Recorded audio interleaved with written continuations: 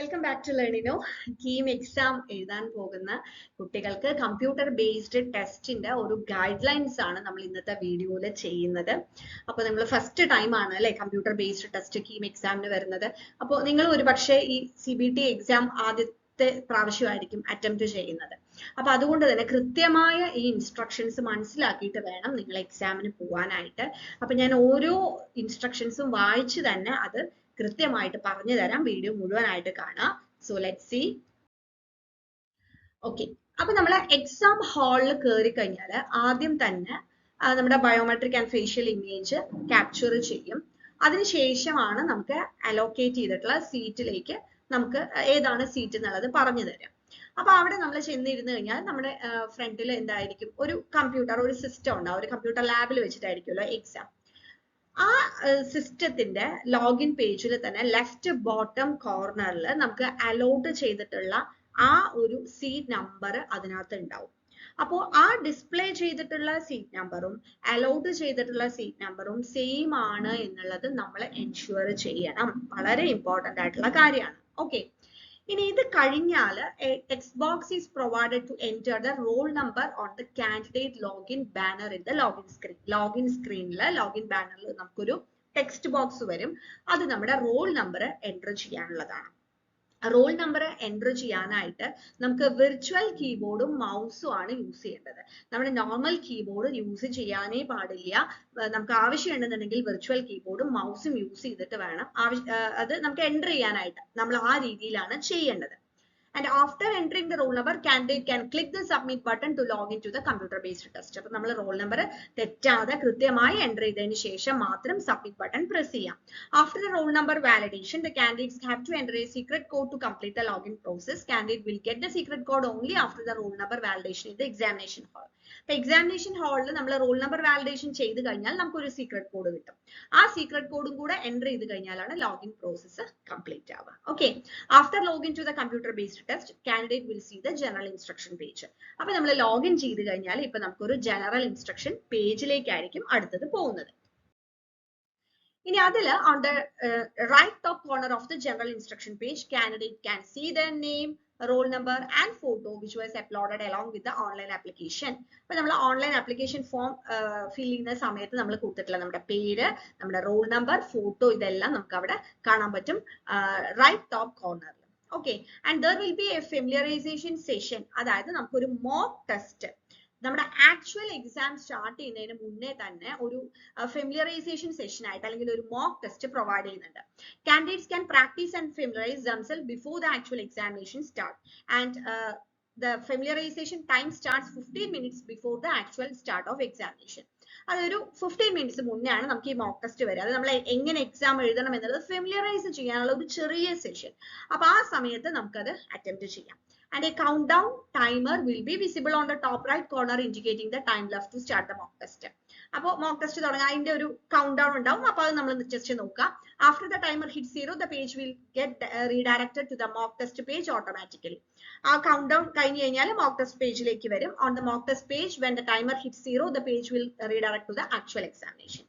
അപ്പൊ ഒരു ഐഡിയ കിട്ടിയെന്ന് വിചാരിക്കുന്നു. അതായത് നമ്മൾ ലോഗിൻ ഒക്കെ ചെയ്ത് കഴിഞ്ഞാൽ വരുന്ന ജനറൽ ഇൻസ്ട്രക്ഷൻ പേജിൽ നമ്മുടെ പേരും റോൾ നമ്പറും ഫോട്ടോയും കാണാം. അതിനുശേഷമാണ് നമുക്ക് ഫെമിലിയറൈസേഷൻ സെഷൻ വരുന്നത്. അതിൽ നമ്മൾ കൗണ്ട് ഡൗൺ വരും, മോക്ക് ടെസ്റ്റ് സ്റ്റാർട്ട് ചെയ്യും. മോക്ക് ടെസ്റ്റ് നമ്മൾ ചെയ്ത് കഴിഞ്ഞാൽ അവിടെ ഈ പറഞ്ഞ പോലെ കൗണ്ട് ഡൗൺ വരും, അത് ടൈമർ വരും. അത് 0 ആകുമ്പോൾ നമുക്ക് നമ്മുടെ ആക്ച്വൽ എക്സാമിനേഷനിലേക്ക് പോകും. ക്ലിയർ അല്ലേ? ഇനി നമ്മുടെ ആക്ച്വൽ എക്സാമിനേഷനെ കുറിച്ചാണ് പറയുന്നത്. After the scheduled mock test time, the candidate will be automatically redirected to the examination screen where the candidate can attend the actual test.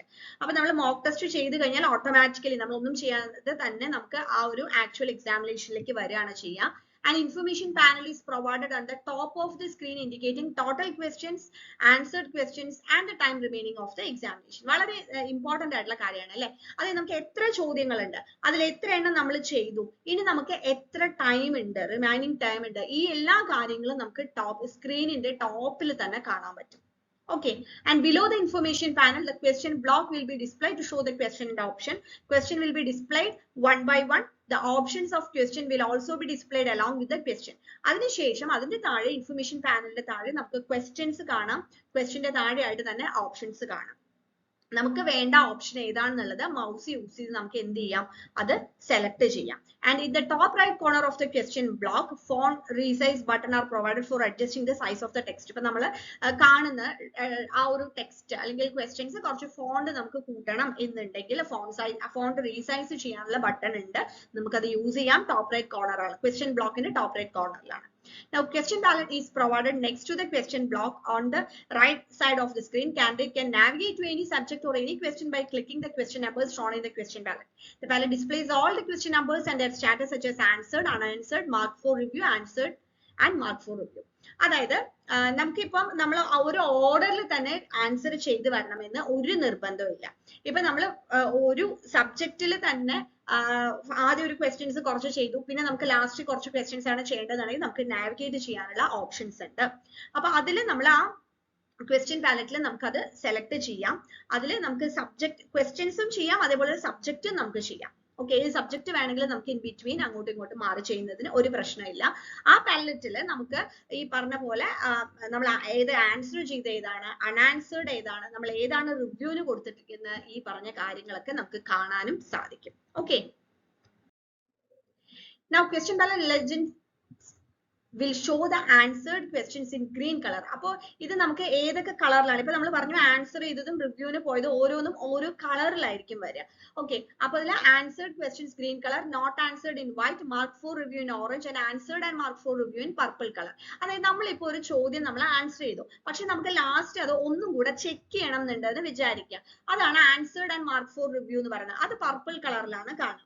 ഇനി നമ്മൾ ഒരു ക്വസ്റ്റ്യൻ നമ്മൾ ആൻസർ ചെയ്തില്ല, നമ്മൾ ഒന്നും കൂടെ ആലോചിച്ചിട്ട് നമ്മൾ എഴുതണം. അപ്പൊ നമുക്കത് റിവ്യൂവിന് ഇടാം, മാർക്ക് ഫോർ റിവ്യൂ, അത് ഓറഞ്ച് കളറിൽ വരും. നമ്മൾ ആൻസറേ ചെയ്യാത്തത് വൈറ്റ് കളറിൽ വരും, ആൻസർ ചെയ്ത് ഗ്രീൻ കളറിൽ വരും.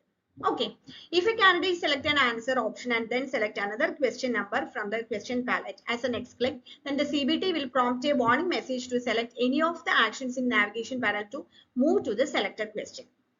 ഇപ്പോൾ നമ്മൾ ഒരു ആൻസർ അല്ലെങ്കിൽ ഒരു ഓപ്ഷൻ നമ്മൾ സെലക്ട് ചെയ്തു. ഓക്കെ, എന്നിട്ട് നമ്മൾ അടുത്ത ക്വസ്റ്റ്യൻ നമ്പർ എടുത്തു എന്ന് വിചാരിക്കുക, ക്വസ്റ്റ്യൻ പാലറ്റിൽ നിന്ന് അടുത്ത ക്ലിക്ക് ആയിട്ട്.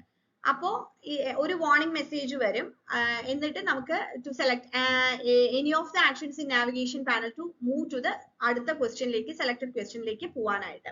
Navigation panel is provided just below the question block to capture the candidate response. Save and next button click will save the selected option and navigate to the next question. അപ്പൊ നമ്മൾ save and next കൊടുത്താലേ നമുക്ക് actually അടുത്തതിലേക്ക് പോകാൻ പറ്റില്ല. അപ്പൊ അതല്ലാതെ തന്നെ നമ്മൾ പോയി കഴിയുമ്പോഴാണ് നമുക്ക് ഈ വാർണിംഗ് മെസ്സേജ് വരുന്നത്. Now സേവ് ആൻഡ് പ്രീവിയസ് എന്ന് പറയുന്ന ഒരു ബട്ടൺ ഉണ്ട്, അത് നമ്മൾ ഇപ്പൊ ചെയ്ത് സേവ് ചെയ്യും സെലക്ടഡ് ഓപ്ഷൻ, എന്നിട്ട് പ്രീവിയസ് ക്വസ്റ്റ്യനിലേക്ക് പോകും. ക്ലിയർ റെസ്പോൺസ് എന്ന് പറഞ്ഞു കഴിഞ്ഞാൽ നമ്മൾ ഓൾറെഡി ചെയ്തത് ക്ലിയർ ചെയ്യും. ആൻഡ് മാർക്ക് അൺമാർക്ക് ഫോർ റിവ്യൂ, അതാണ് നമ്മൾ നേരത്തെ പറഞ്ഞത്. നമുക്ക് പിന്നീട് ഒന്നും കൂടെ ചെക്ക് ചെയ്യണമെന്നുണ്ടെങ്കിൽ അത് മാർക്ക് ഫോർ റിവ്യൂ കൊടുക്കാം, അത് അൺമാർക്ക് ഫോർ റിവ്യൂ കൊടുക്കാം. അപ്പൊ ഏതൊക്കെയാണ്? സേവ് ആൻഡ് നെക്സ്റ്റ് ഉണ്ട്, അതായത് നമ്മൾ ഇപ്പൊ ചെയ്തത് സേവ് ചെയ്തിട്ട് അടുത്തതിലേക്ക് പോവാം. സേവ് ആൻഡ് പ്രീവിയസ് ഉണ്ട്, ഇപ്പൊ ചെയ്തത് സേവ് ചെയ്തിട്ട് മുന്നത്തെ ക്വസ്റ്റ്യനിലേക്ക് പോവാം. ക്ലിയർ റെസ്പോൺസ് ഉണ്ട്, അതായത് നമ്മൾ ഒരു ആൻസർ നമ്മൾ ക്ലിക്ക് ചെയ്തു, അപ്പൊ അത് നമുക്ക് വേണ്ടാന്ന് തോന്നിക്കഴിഞ്ഞാൽ അത് ക്ലിയർ ചെയ്യാം. പിന്നെ മാർക്ക് ആൻഡ് അൺമാർക്ക് ഫോർ റിവ്യൂ, നമ്മൾ റിവ്യൂ ചെയ്യണം, പിന്നെ അത് നമ്മൾ അവസാനം ഒന്ന് നോക്കാം. ഇപ്പൊ ഞാൻ ഇത് ആൻസർ ചെയ്യാം, എന്നിട്ട് എനിക്ക് ഒന്നും കൂടെ നോക്കണം എന്നുണ്ടെങ്കിൽ അതിനുള്ള ഓപ്ഷൻസും ഉണ്ട്. ഓക്കെ, നൗ നമുക്ക് ഈ റിവ്യൂവിന് കൊടുക്കാൻ നമുക്ക് ഒരു ക്വസ്റ്റ്യന്റെ ആൻസർ ചെയ്തിട്ടും ആൻസർ ചെയ്യാതെ നമുക്ക് റിവ്യൂവിന് കൊടുക്കാം. ഓക്കെ, അപ്പൊ ആ ഒരു കാര്യം കൂടെ ശ്രദ്ധിക്കുക. ഇനി നമ്മളിപ്പോ ഒരു ക്വസ്റ്റ്യൻ നമ്മൾ ആൻസർ ചെയ്തിട്ട് റിവ്യൂവിന് പോയി, അപ്പൊ അങ്ങനെ ചെയ്താൽ നമ്മൾ പിന്നീട് അതിലൊന്നും ചെയ്തെങ്കിലും ആ ആൻസർ കൺസിഡർ ചെയ്യും. Okay, if an answer is selected for a question and is marked for review, the answer will be considered in the final evaluation. Okay, fine. Now, when the timer hits 0, the CBT will redirect to the exam statistics page where he or she could view the statistics of the examination. The statistics page shows total questions, number of answered questions, unanswered questions, etc. അപ്പോൾ നമ്മൾ timer 0 എത്തിക്കഴിഞ്ഞാൽ നമുക്ക് കാണാൻ പറ്റും എത്ര question നമ്മൾ attempt ചെയ്തു, അതേപോലെ എത്ര അൺആൻസേർഡ് ഉണ്ട്, ടോട്ടൽ ക്വസ്റ്റ്യൻസ് കാര്യങ്ങളൊക്കെ കാണാനായിട്ട് സാധിക്കും. ഈ ഒരു പേജ് കഴിഞ്ഞാൽ മാത്രമേ നമുക്ക് എക്സാം ഹാള് ലീവ് ചെയ്യാനായിട്ട് പറ്റുള്ളൂ. ഓക്കെ, വേറെ നമുക്ക് സബ്മിറ്റ് ചെയ്യുക എൻഡ് ചെയ്യേണ്ട, ലാസ്റ്റ് സബ്മിറ്റ് ചെയ്യുക എൻഡ് ചെയ്യേണ്ട ആവശ്യം ഇല്ല. കാരണം ടൈമർ 0 ആയി കഴിഞ്ഞാൽ ഓട്ടോമാറ്റിക്കലി സ്റ്റാറ്റിസ്റ്റിക്സ് പേജ് വരും. സ്റ്റാറ്റിസ്റ്റിക്സ് പേജ് വന്നതിന് ശേഷം മാത്രം നമ്മൾ എക്സാം ഹാളിൽ നിന്ന് ലീവ് ചെയ്യാം. അപ്പൊ ഈ കാര്യങ്ങൾ ശ്രദ്ധിക്കുക. നമ്മളുടെ പ്ലാറ്റ്ഫോമിൽ നമ്മൾ മോക്ക് ടെസ്റ്റുകൾ പ്രൊവൈഡ് ചെയ്യുന്നുണ്ട്.